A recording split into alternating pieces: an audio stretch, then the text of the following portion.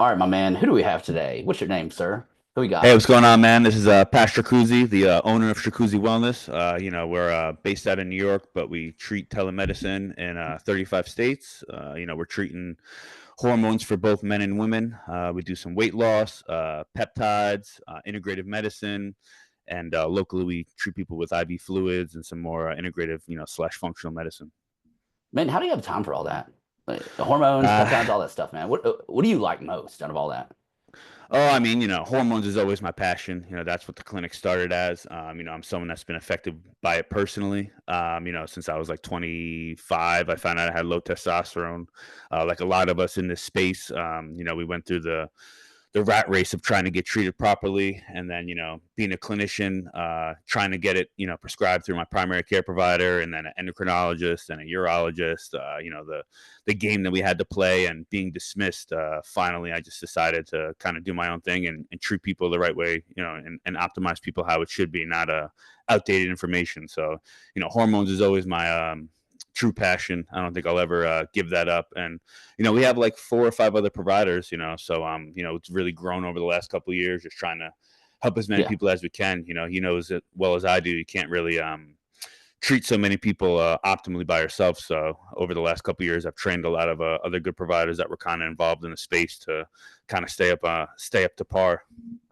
How does your philosophy towards testosterone placement, how does that differ from what you experienced as a patient going through endo, going through Euro? Yeah, I mean, so mine was, for the first 2 to 3 months, I found out, my primary care provider, and I tell everyone this that asks, like, I had a very good, and I still do the same guy. He's a very good, like, down to earth primary. Like, he talks to me like I talk to my patients. Like, we kind of shoot the shit.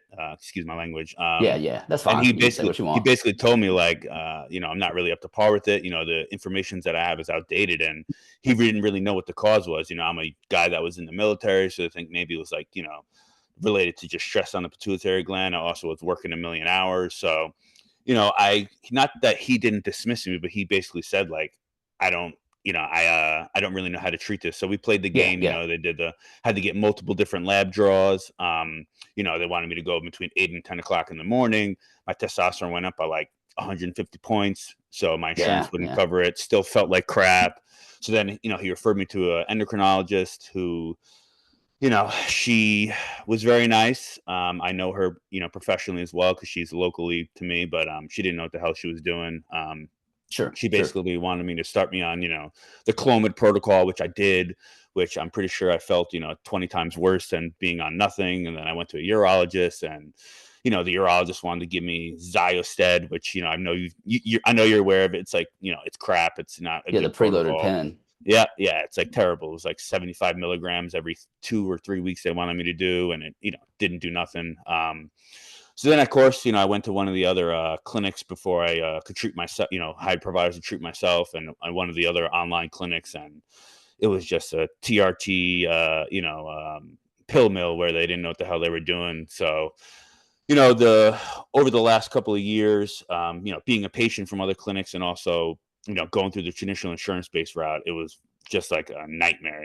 Thank God that Sure. I was able to kind of monitor myself. But, there's a lot of people that are kind of struggling out there that don't really understand that how they're being treated isn't really how it's supposed to be. And, there's always, just as well as I do, there's patients that no matter what, they're going to want to, go through their prime. Want to get blood work done but hate going to the doctor? Then skip the office visit and go to buylabwork.com.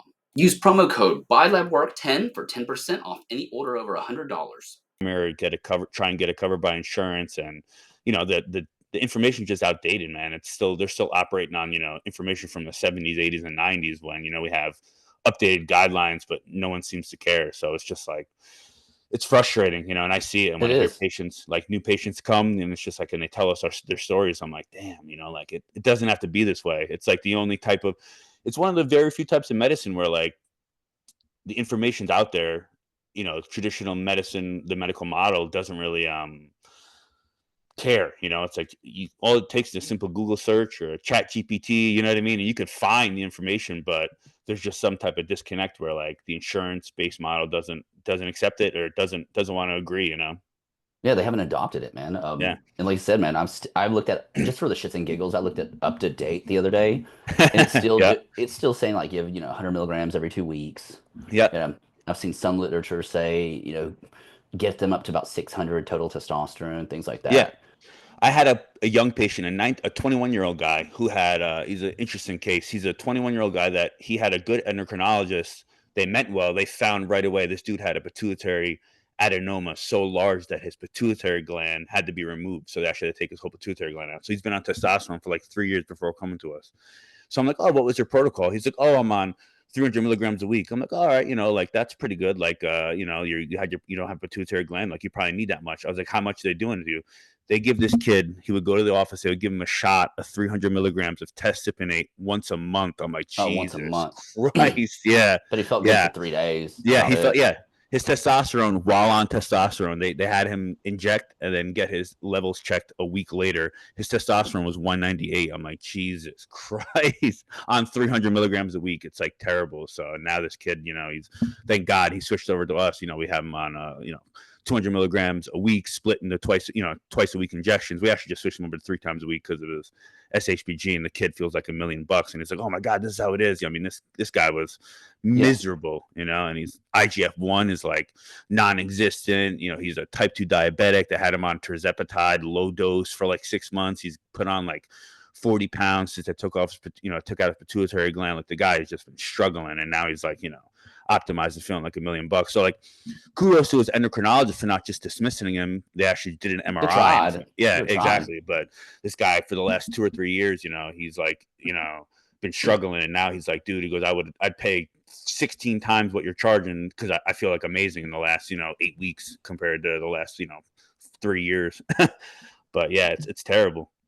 Do you foresee the traditional insurance model catching up, becoming more modern with what we're doing? At least I anytime hope. soon?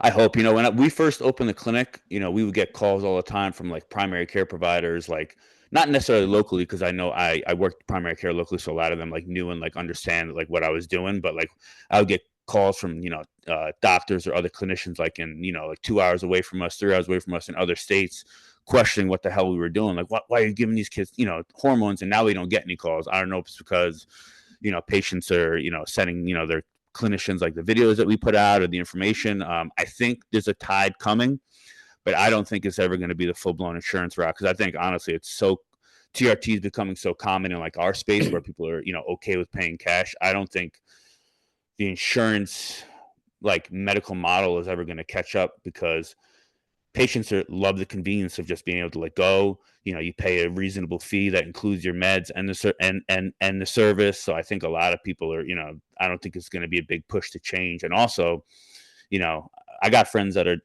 personal friends that are doctors, and they're like, yeah, man, they're still not teaching us this in medical school. You know what I mean? Like it's not Sure. being taught the right way. So I think maybe in 10 to 20 years, it'd be great. Not that, I would ever want to have to deal with insurance as for payment as far as a provider standpoint. But I think, hopefully in our lifetime, it'll be like much more, standardized in a sense where people are actually being screened for it appropriately, not Sure. just like a total testosterone and dismiss you know what I mean? Like an actual like free testosterone, your SHBG and like everything that goes along with it, all hormones. But, I think we're still a long ways away.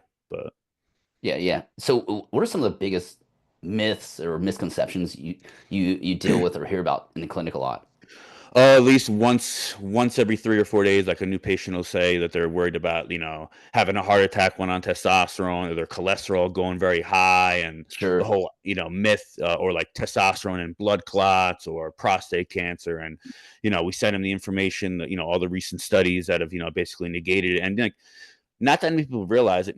There's clinicians that don't really realize, like, we have other providers that ask us all the time that, like, we're part of the group that we're all affiliated with. And I'm like, listen, like, there's data, like medical studies showing that there is no risk, or the risk is minimal with blood clots compared and testosterone versus general population. Like, it's sad that people don't look at a study and actually look at the statistics. They see the headline and don't actually look at like the correlation, the coefficient, and actually what's going on, and like what the methods are done. And like, the myth that testosterone is going to increase, a man's chance of a heart attack, when there's studies up, as little as a month ago being published showing that low testosterone, having not optimal testosterone, is worse than even having super physiologic levels. You know what I mean? Like, you have guys that are worried about having a heart attack. You're walking around, you're a 45-year-old man with a testosterone level of like 180 to 200. Like, that's way worse for your overall metabolism, your cardiovascular disease, and the issue is, I know that, you treat the same way, but like chronic disease, we have more pharmaceutical agents than ever in any time of history. We have, drugs to treat blood pressure, drugs to, that are supposed to help, cardiovascular, prevent heart attacks and actually control. And we're still dropping dead with, heart attacks, premature, heart disease, 40-year-old men that are not on hormones dying. And it's like, there's got to be some better way to treat these chronic diseases. And that's where I really feel like hormones, are gonna really steal the show in the next like 5 to 10 years. We have all this data showing, what, you're 45 years old, you had a heart attack, your cholesterol was fine, your cholesterol was fine, which great, your blood pressure was good, but now come to find out your testosterone was low for the last 5 to 10 years. There's got to be a correlation. There's got to be some type of cause of that. And you look at all these drugs. I'm not anti-statin, I'm not antidepressants. If they're indicated, they're indicated. I don't, use them as first line of treatment in any of my patients anymore, because, you look at the data, not that people realize, like, you unnecessarily block a person's cholesterol without realizing that, hey, there's downstream effects. Sometimes statins will cause inflammation in the body, what leads to, the plaque from actually rupturing in the body. It's inflammation. You know what I mean? Like, it's, so when you give someone a statin and you don't look at actually what's going on, why their cholesterol might be a little high, I've seen it in patients. I have at least 100 patients I can think of and give you their names right now, where they went to their, primary care provider. They found that their cholesterol was elevated. They wanted to give them a statin. For whatever reason, this patient refused. We run their labs and it's like, hey, come to find out, your total cholesterol was a little elevated, but your primary didn't check, your testosterone, your cortisol, your IGF-1. These are all, they're like critically low. We avoid the statins for a little while. We optimize their hormones. We recheck their lipid panel. And I tell people, a standard lipid panel is pretty pointless. There's data to show, if you run like a lipid panel on someone, you're going to put them on a statin without getting like an ApoB or like a LP little a, and actually see like if the cholesterol, the plaque is actually like significant enough, you're not really doing the patient a service. So like, I have a patient last week, I ran a comprehensive labs, and like his total cholesterol was like 240. Everything else on a standard lipid panel looked fine. The dude had like no, his CRP was like less than 1. He had no evidence of inflammation. His ESR, all these things were like optimal, but his testosterone was like, I want to say like 220. His free testosterone, I think he had the free testosterone of like 7. And the guy had all the symptoms of low testosterone, low libido, was, depressed. He had like, joint pain everywhere. And we got the guy on hormones. He's, very low risk of having a cardiac event. His blood pressure was like 115 over 74, like, all these things. And like, he went to his primary, and his primary said, oh, your cholesterol's a little high, I want to give you a statin, instead of actually just like asking, like, what are you actually coming to my office for? Like, why are you upset? You know what I mean? Just like basic stuff. And this guy was like a, green, blue collar worker, and he was just trying to feel better. And like, he was a little depressed, and they wanted to give him an antidepressant. And it's like, what is actually causing this guy's depression? So it's like, I just feel like there has to be a better way to manage people and actually treat what's going on. And, there's so much data showing like how testosterone and other hormones that, we optimize actually will improve your metabolism and actually decrease your risk of chronic disease over time. I'm all about, getting rid of, the endocrine disruptors in your environment. Like everyone always asks, like, oh, what lifestyle factors can you do? Right. Like, well, how can I boost my testosterone naturally? I know you've heard that as well. And, all these other people promoting like enclomiphene and all that. I'm like, listen, man, like, you could spend your whole life, cleaning up your diet, which I think is great, getting rid of the, stuff in your food. That's great. It's going to improve your levels over time. But if you're deficient in testosterone, I'm a firm believer. I try to help people win the race before it starts, meaning you got to optimize your testosterone, improve everything to prevent, chronic disease from actually happening. So, that's kind of where I think medicine should be going, like an integrative approach. Gotcha. What do you think? What do you think is going on that's causing all these dudes to have such low levels, man? Especially young guys. Yeah, I mean, like this, it's crazy. In the last like 2 or 3 years, and I don't know if it's becoming like more common, like more clinics are opening up, but like the amount of people that are reaching out to us to get their levels just checked and like how low their levels are. I thought I was an anomaly at 26, 27, having, testosterone of like 180. Yeah, And you it's think like you're like not, peak yeah, vitality at that age. exactly. It's not an anomaly. These are guys like, obviously there's people that are like severely overweight and like, living a Sure. crappy, unhealthy lifestyle. Like I would expect their levels to be low. But these are guys that, young guys that are active, that are like exercising, that have not abused, anabolic steroids previously, because obviously there's a subset of population that their levels are low from using it, stuff that they shouldn't have been doing. But even those Sure. patients, right? You talk to them and like, why did you ever take testosterone? Why did you, and they just felt like crap and they were dismissed. So there's a lot of people that went the underground route that, when you actually sit and ask like why you did that, a lot of them, were they were dismissed by, whatever provider it was. But I think that, we're living in a time where we are way more sedentary than our, ancestors, and even like 20 to 30, 40, 50 years ago, people are sitting behind a desk. There's a big support, a big course of information showing, like sitting at a computer all day, not being active, like it throws off the, the Yeah. receptors in the hypothalamus and the pituitary gland. And I feel like we all get stressed out over the things that don't really need to stress us out, and like it's just like a never-ending revolving door between that and the food. You go out to eat at a restaurant, you don't know what the hell's in your food. You go to a grocery store, it's not real food anymore, man. I don't know, do you follow the hormone specialist? He's like a pharmacist online. He's a pharmacist Yeah, on TikTok. yeah, he's cool, man. He For the- spits out a lot of information. I respect a lot of his videos, but he says it perfectly. All the shit in our food, and then like, cosmetic products. I was never a guy. You know what I mean? I wore deodorant. I met my wife, and she kind of, I can tell you, she opened up my eyes, like into the realm of like, holy shit, like the stuff I'm putting in my body is like screwing me up. Like when as far as deodorant, toothpaste, all that stuff. It was never taught in school. Like I know friends that are doctors, me, like in nurse practitioner school, all of our friends, we were never taught any of this stuff. It's like you just kind of go on and live life and don't really realize that, hey, the shit that's being put in your body, these endocrine disruptors, it's like it's hard to get it out. So I feel like it's the you real can't avoid epidemic. it. It's Yeah, just, there's so much everywhere. You can't really avoid it. So, exactly. I mean, what do you do? What do you tell your patients to do? Honestly, I tell patients, as far as food, man, you just try and eat, as I hate to say it, because you tell someone eat clean, and then you don't really give them specifics. But I'm a firm believer, man. I don't villainize meat. I tell all my patients. We have a few patients that are diehard like vegans, and I'm like, listen, you want to be a diehard vegan? And my sister-in-law is a vegetarian and doesn't eat meat, but she tries to at least get like healthy, clean, vegetarian food. But I tell everyone, man, I was full-blown vegan for 3 years. It killed me. Whew, that's tough. Yeah. Oh yeah. I lost so A much reformed weight. vegan, man. Oh yeah. I I can can never never I picture can you never being a do reformed it. vegan. Yeah. It's like you can never do it, man. I can never do it again.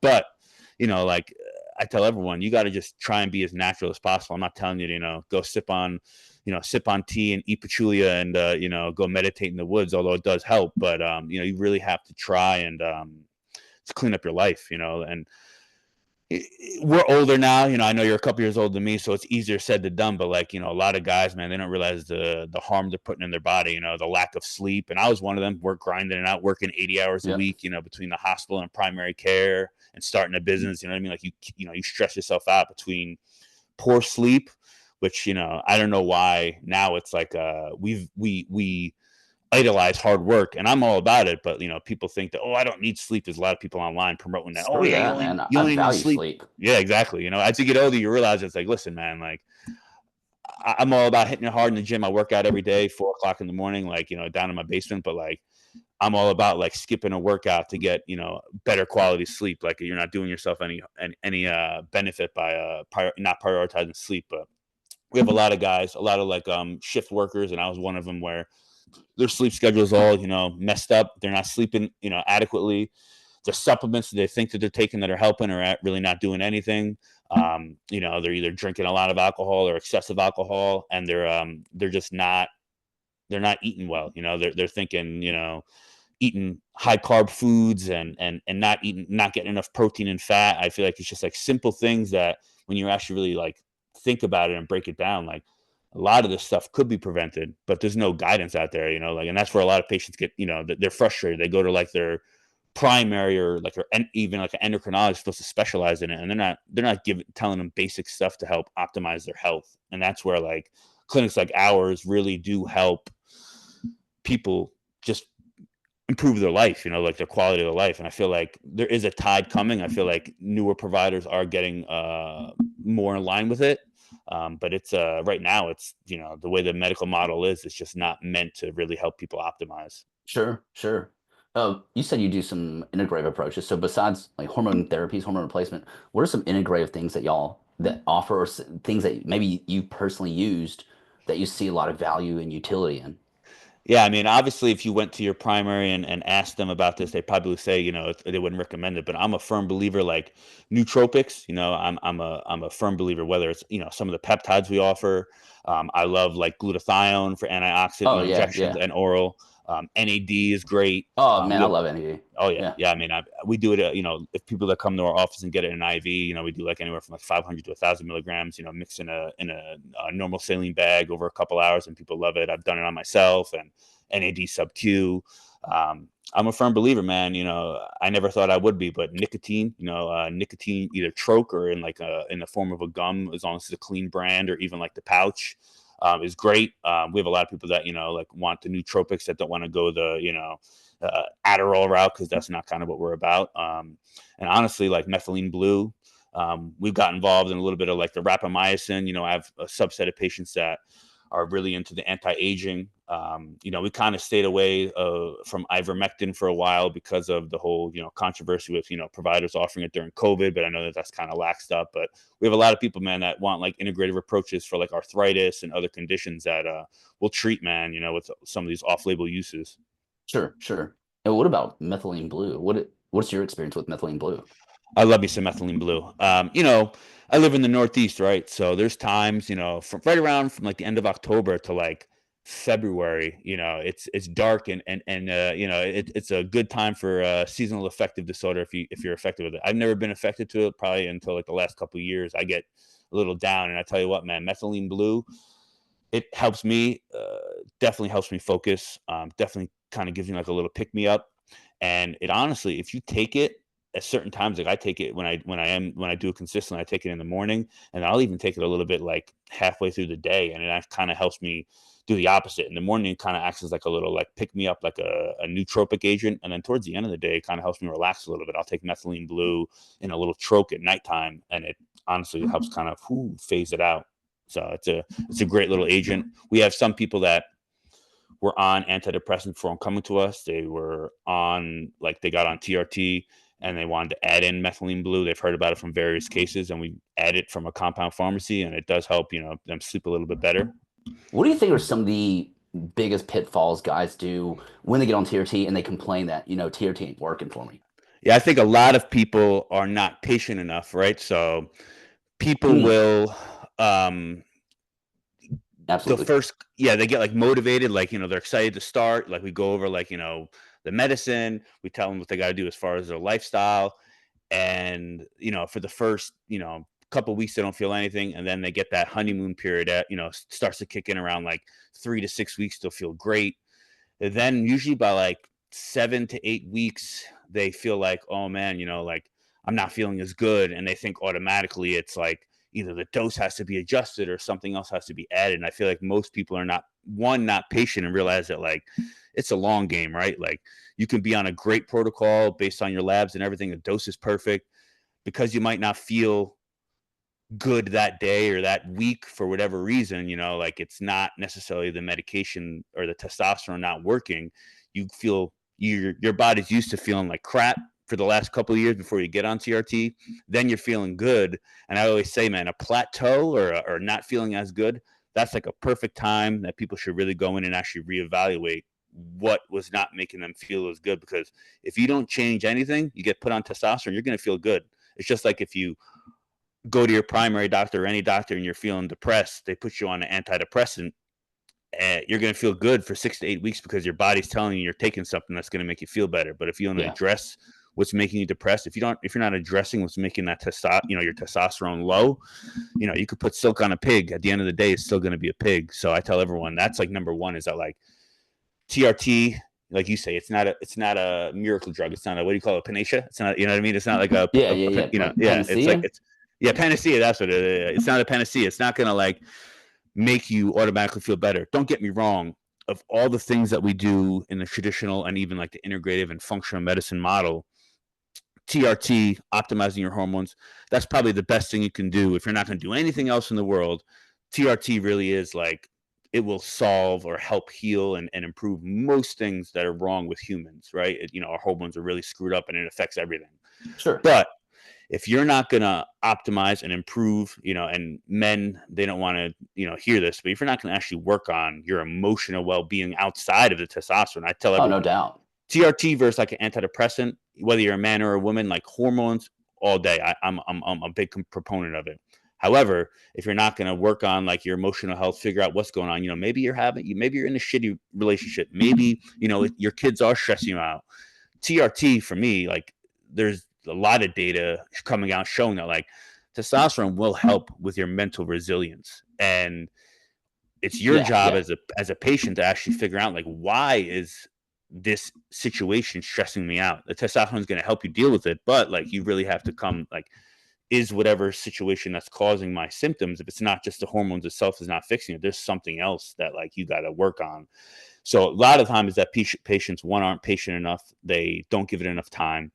The other is that, besides like the emotional aspect, people are unhealthy for many reasons. There's people that are walking around with like sleep apnea. There's people that are walking around, not only is their hormones from a testosterone level screwed up, they've been yeah. eating pretty wrong, most of their life, which is why like we like to check like a fasting insulin level on most of our patients, because people think, oh, I've never been diagnosed with type 2 diabetes. I'm like, well, have you ever had like a fasting insulin level Never checked? been Have you ever checked. like, yeah, have you ever actually like got your blood sugar checked? Like we have some patients that will do like we'll send to like a local pharmacy, and we're actually contemplating adding it to our practice, getting them like wholesale value, like a continuous glucose monitor. Cause like, Sure. we have guys that are like, oh yeah, my insulin's never, my fasting insulin's never above like 10 or 12. I'm like, well, it's still kind of high in my opinion. If you're like not below 8 and you're complaining of like, feeling tired and you're telling me you're eating like crap, you're probably, going to become insulin resistant in a couple of years. And maybe it's something in your diet, and like you don't want to do a food diary and like keep track of it. So,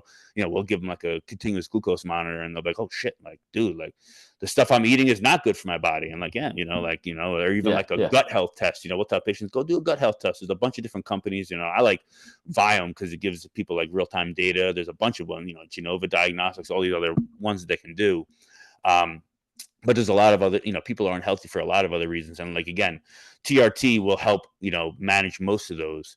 And I think a lot of people, man, they're just unrealistic. They think that they can just go about it, take some Yeah. testosterone, and, they're not going to have to work on it. Even like in the gym, right? You have guys that think, oh, I'm going to take testosterone. I'm going to like, put on 30 pounds of muscle in 2 weeks and I'm going to become a It's like bodybuilder. I'm like, bullshit. yeah, like, no, like, there's a reason why, the in the bodybuilding realm, the men that drop dead of heart attacks, they're not dropping dead of a heart attack at 45 years old from testosterone. It's like they start getting involved in, the Masteron and the, Proveron and their, the Tren, all It's these like things that, are not substance abuse, indicated. man. Yeah, It's drug exactly. It's abuse. like, exactly. It's like, you can call it what you want, but when you start going in that realm, your underlying issue is maybe it's testosterone, but it's likely some type of substance abuse. And, that's why they end up, dabbling in all these other things. But, people think that all I have to do is take testosterone. I don't have to work on the other things, which is why, like, I tell everyone, if you're going to take testosterone and you're not going to like do any type of resistance training, like not that you're wasting your time, but like, what's the point if you're not going to improve your lifestyle outside of it? You're not going to change how you're eating. And, there are some clinicians that I know that say, oh, why are you dealing with that type of population? Cause like, they're like really, difficult patients. And I'm like, well, honestly, most of the time, most of them are good. Like, I don't know about you, but like when the Yeah, yeah. patients come to me, most of them are already relatively health conscious. It's like they just need like a little tune up and a little bit of direction to say, listen, like, I'm glad you're exercising. I'm glad that you're working out. Here's some, here's testosterone. Let's optimize your health. And they're actually a lot more open to it. And the ones that aren't open, we do our best to try and convince them. And they are usually the ones that end up getting the most benefit, which is why it's super rewarding. I love getting a, 40 to 45-year-old middle-aged man who's, going through some stuff, whether it's, issues at home, having a hard time with being a parent, wants to take, put their health first. It's great to see someone that, goes from not feeling great to feeling amazing and is a much better father, great, whether they own a business or working, and it just overall, improves their health. And then they kind of, it fixes their relationship with the medical model. Cause that's what I tell everyone, the people that come to us, like clinics like ours, they're just sick of going to the doctor's office and being dismissed. You know what I mean? So like, if you can like change that relationship and like actually improve their health for the next, 20 to 30, 40 years, like that's what it's all about. As far as a clinician, it's not sitting in an office and checking boxes in primary care. And that's where like the people, and this is not patient wise, the clinicians, the doctors, the NPs, the PAs that are like so resistant to this type of treatment. I say, listen, man, like we were all lied to. Like, I don't care what anyone says. I don't care if you went to Harvard. I don't care if you went to a Jack in the Box, pill mill, med school or NP school. Like, most of us were lied to as far as what medicine is about. There's no reason why medicine has to be so damn rigid where you're just checking boxes. And, I joke around and tell people like, when you come to a clinic like ours, like, yeah, you're paying self, it's out of pocket, it's an out of pocket cost, but like, that's because I'm actually working for you and with you. I'm not working for, the insurance, providers and big pharma. Like my goal is to help optimize you. I'm trying to help you feel better and like optimize your health. I don't give a shit about what like, American Academy of Family Health guidelines are telling me what to do. Like you come to my office or we see you virtually, like I'm here to optimize your health. I don't give a I don't care about the the mass numbers. I'm dealing with an N of one. Yeah, But yeah. I feel you, man. I remember back in working in insurance-based medicine, you have to meet all the MIPS guidelines. Gotta, yeah, make sure, ask them they wearing their seatbelt, they got guns in the house. yeah, Every time you see yeah, them, are you depressed? Do you feel safe? All that yeah, you gotta do. And you don't even look at the patient. You're just looking at a computer screen. Check, check, yep, check, check, check, check. Patient denies, patient denies, patient denies. And then you're like, yep, all right, well, I'll see you in a year. And that was, yep, there's no exactly. It's like, personality to it, man. yeah, and you know, patients might not know that, see this, but providers know. Like, there's a huge, epidemic of like burnout, right? Like most Burnout, man. people, yeah, but and then like I always joke around. I have to ask people like, like as if you're a doctor, NP, PA, like what are you actually burnt out for? Like most people that are burnt out, like maybe there are the subset of clinicians that probably shouldn't be in medicine. They probably are not people person, or they don't deal with people. They probably should just went and worked on Wall Street or been an engineer. But most of the people that I talk to, Or they enjoy radiology. people. They could do Yeah, already, radiology. exactly, or be a radiologist and look at screens all day and collect your $500,000 and be done. But most people, the burnout is that like, there is no, in insurance-based medicine, there's no like person-to-person interaction anymore, unless it's like, okay, have you got your vaccine? Okay, this is great. You know what I mean? Like there's no, I'm Yeah. not helping you. Like, what am I doing that's helping you? What have we talked about besides pharmaceutical agent and chemicals? You know what I mean? So it's like that's where the burnout comes from. So it's, I think that medicine hopefully will change. But even if it doesn't, clinics like ours, hopefully will help bridge the gap for people that actually want to be really helped. Sure, sure. And before we go, last thing, what are your thoughts, what are your experiences versus personal or what you've seen in clinic when it comes to injectables versus using like transscrotal creams? Do you employ either one of both those? I love both. I very rarely will switch a man or start a man on cream directly to the scrotum, unless they were on it previously, tried injections either from our clinic or another clinic and didn't like it. But for the most part, man, injections are great. Most of our patients are on it, but there is a lot of people that we will add in low dose scrotal cream every now and then for a couple different reasons. One, I'm a firm believer because of how it acts, on the DHT cascade and helping optimize it. It really does help improve libido. We have a lot of patients for a couple months out of the year. We'll have them on, their standard injection route, whether anywhere from 120 to 150 milligrams. Some, a lot, some higher, some lower. But we'll add like low dose scrotal cream, you know, anywhere from like 50, 25 to 50 milligrams a day. And it does kind of help. The combination approach does kind of help wake them up and kind of improve the libido. Sure. So how do you feel? You like scrotal cream? Yeah, I'd say about 10-15% of our patients use it, but Yeah, overall, most people just stick with injections because yeah, give yourself 2-3 shots a week, takes 30 seconds, done with yeah, it. Where's the cream? Like, the compliance, got to do it twice a day, got to exactly. Yeah. avoid certain things, sweating, sex, things Yeah, like that within yeah. that, Most people get it. that Yeah, most of my halo patients, hours. exactly. They do it. They like it for couple weeks, couple months, and then by like 2 months, they're like, you know what, this is a pain in the ass. Especially if they're like only on cream, you got to do it. Most of the time, if you're going to do a high dose to really optimize your symptoms and raise your levels, you got to do like anywhere from like 75 to 100 milligrams twice a day sometimes. Because like unless you're just literally sitting at a desk all day or like walking around without any clothes on, like the absorption rate's gonna it's not going to be 100% effective absorption. So a lot of guys get tired of just like they have to like time it to make sure I shower, I'm dry, I'm not going to have any risk of transferring it to my wife, or so it's like the compliance rate's very low. So most people, it's 3 weeks to maybe 3 months at a time they're on it max, and then they switch back over to injections, or they go back to only injections and take it away from their combination protocol. Sure, sure. Well, man, I appreciate you joining us today, man. You got any final words, any shout outs, anything like that? Nah, man. I mean, definitely super appreciative. Obviously, been a fan of your clinic's work, and like a lot of the community Thank you, that you're man. a part of. Yeah. So for any patients that are looking for help in states, our website has the states we treat in, and it's the whole goal is help people. My whole spiel is the whole goal is help you look better, feel better, and perform better in all aspects of your life. So I tell everyone, even patients that never end up signing up, a lot of them will book like a free call with my staff. There's like a free way to get, set up on the clinic and on the website. And, we're based out of New York. So we tell a lot of our patients, it's good for them. We allow your insurance to cover the labs because we have to Yeah, legally in New yeah. York. So, yeah, it's simple.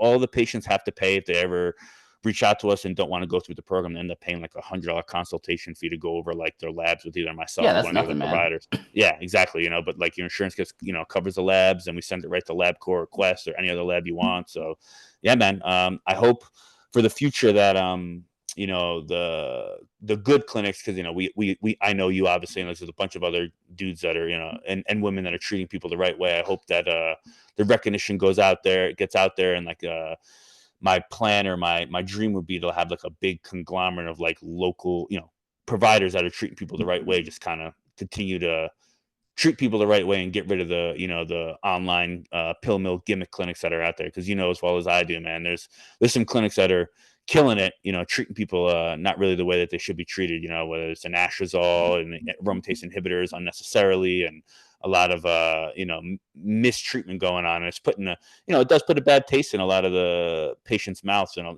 we have some patients that are afraid to get back on TRT because they were kind of treated poorly, being put on 6 different things on the initial consult, not knowing what hormones are working, Oh, and yeah, yeah, yeah. yeah, multiple peptides. I had patients that were on clinic put them on Samorelin and Tesamorelin at the same time.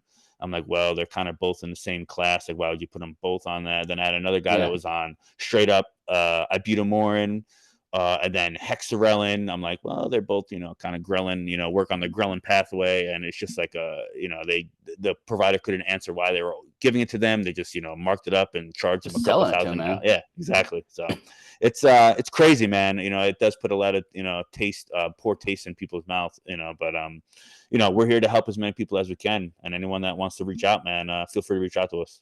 What's your websites, We have two socials, and all actually. that? It's stracuzziwellness.com, STRACUZZI wellness.com, and then improveyoutaday.com. We're in the process of switching everything over to Improve You Today. So we have 2 different domains. So whether you click on either one, it all forwards you to the same website. It'll get to us either way.